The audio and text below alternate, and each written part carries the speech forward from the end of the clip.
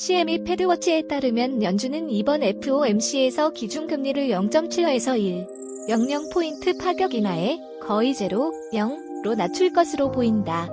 골드만삭스는 연준이 이번에 기준금리를 1포인트 대폭 인하할 것으로 예측했다. 미국 증시가 약세장에 진입한 만큼 제로금리 정책의 부활이 필수적이라는 에드워드 존스의 넬라 리처드슨 투자전략가는 연준이 금리를 내리지 않으면 시장은 부정적 반응을 보일 것이라면서도 그렇다고 해서 적극 행동에 나섰다가는 짧은 기간에 귀중한 정책 수단을 희생시킬 수 있다는 딜레마에 직면할 것이라고 지적했다. 나중에 코로나19 여파로 인한 경기 악화로 실업률이 확대하거나 디플레이션이 시작됐을 때 정작 쓸 수 있는 카드가 없어질 수도 있다는 것이다.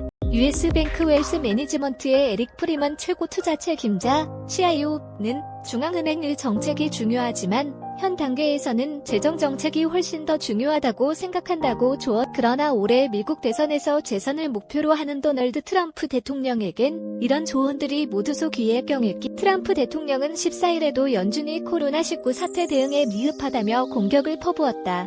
심지어 나에게는 연준 의장을 해임할 권한이 있다며 강도 높게 압박했다.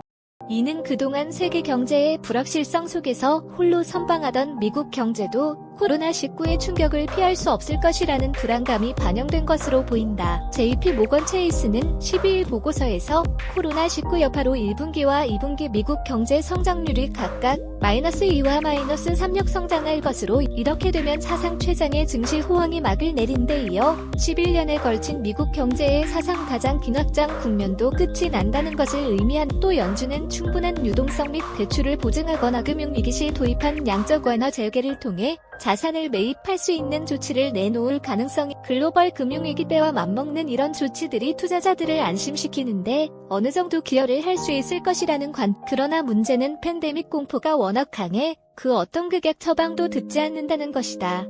지난 3일 연준이 0.25포인트 금리 인하 관행을 깨고 5포인트라는 대폭의 금리 인하를 단행했지만 오히려 시장은 연준이 이처럼 파격적인 대응에 나설 정도로 코로나19의 경제적 충격이 크다는 뜻으로 해석해 극도의 불안 심리를 노출했다. 이뿐 아니라 연준은 공개시장 조작 정책을 담당하는 뉴욕 연방준비은행을 통해 시장에 대한 유동성 공급을 강화했다. 하지만 시장은 이런 부양 조치보다는 시시각각 일어나는 코로나19 관련 뉴스에 반응하는 패닉 상태를 보였다.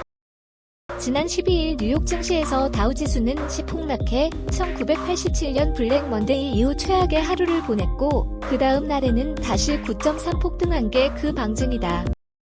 이런 상태에서 연준이 금리를 인하해봐야 및 빠진 독에 물 붓기라는 회의적인 시각이 지배적이다.